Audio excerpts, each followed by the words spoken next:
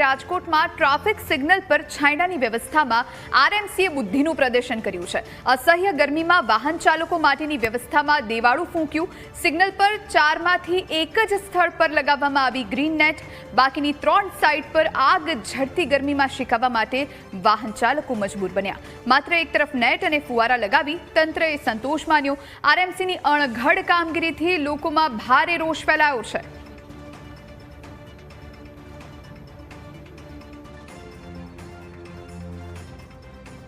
First class आ व्यवस्था हर signal पर होवी जोईए। आनाथी समझी ल्यो के 60 वर्षनी उमરના લોકો જે અત્યારે સિગ્નલ ઉપર ઉભા હોય તો જે તાપના વાતાવરણમાં જે રાહત મળે એ ખરેખર બહુ નગરપાલિકાનું કામ સારું કહેવાય।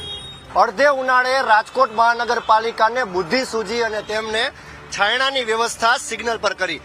જે સ્ક્રીન ઉપર તમે દ્રશ્ય જોઈ રહ્યા છો, ગ્રીન નેટ મારવામાં આવી છે, તેમજ પાણીનો છંટકાવ થાય તે પ્રકારના ફુવારા પણ રાખવામાં આવ્યા છે। પરંતુ એક જ જગ્યાએ આ પ્રકારનું ત્રિકોણબાગ ખાતે કરવામાં આવ્યું છે, એટલે કે 4 સાઈડ હોય છે। અન્ય સાઈડના હું તમને દ્રશ્ય બતાવવા જઈ રહ્યો છું। એક સાઈડ ઉપર તો સારી વ્યવસ્થા છે, પરંતુ અન્ય સાઈડની વાત કરવામાં આવે તો અન્ય સાઈડ જ્યારે બંધ છે ત્યારે એ સાઈડ પર અત્યારે લોકો ગરમીમાં શેકાઈ રહ્યા છે।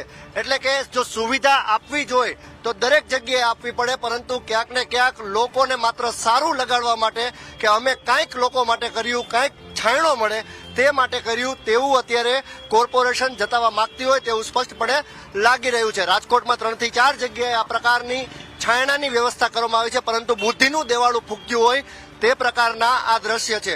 લોકો તો વખાણ કરી રહ્યા છે, પરંતુ સાચા અર્થમાં ગરમીમાં લોકોને રાહત આપવા માટે ચોકે ચોકે ઓઆરએસનું વિતરણ કરવું જોઈએ, પાણીની વ્યવસ્થા રાખવી જોઈએ અને ગરમીમાંથી લોકોને કઈ રીતે બચાવી શકાય તે બાબતે નક્કર કાર્યવાહી કોર્પોરેશનને કરવી ખૂબ જરૂરી બની છે।